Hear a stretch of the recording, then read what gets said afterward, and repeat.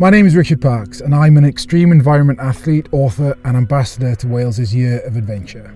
I have quite an intimate relationship with the Brecon Beacons. I was born not far from here, and as a young boy, Pen y Fan was the closest thing to Everest that I could imagine. And now the Brecon Beacons forms a significant part of my training for my expeditions. In the Vale of Neath in Powys, there's a small area in the southernmost part of the Brecon Beacons National Park that is known as Waterfall country. Due to the underlying geology and the preferential erosion of some of the bedrock, has helped to create a cluster of magnificent waterfalls. The Waterfall of Snow is a really special place and one of the most iconic of the falls here in Waterfall country in the southern part of the Brecon Beacons National Park.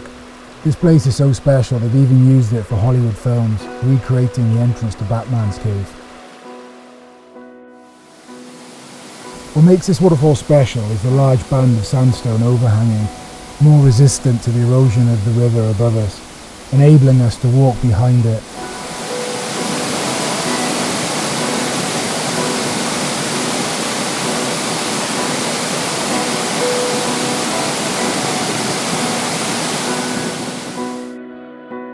Pen y Fan is the highest peak in the Brecon Beacons National Park, sitting at 886 metres above sea level.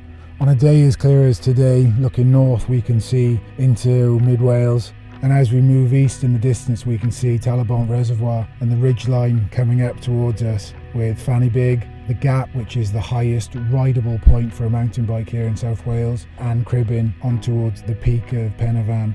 And as we move south-southwest we can see further into the distance the Bristol Channel and the Swansea and Pembrokeshire coastline. Close to us, that is Cornville, the second highest point in the Brecon Beacons National Park.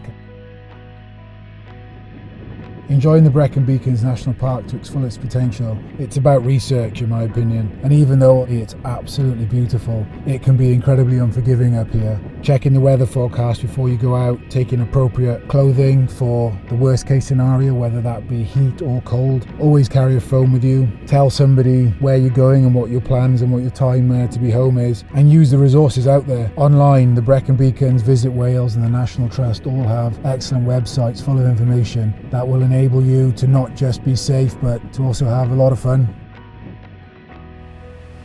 The spirit of adventure is something that we can apply to everything we do every day in all areas of our life. For me, it's pushing the boundaries in some of the world's most hostile environments, but sincerely I think in today's society it's even more important for us to actually step outside of our comfort zones and to embrace the spirit of adventure in all that we do.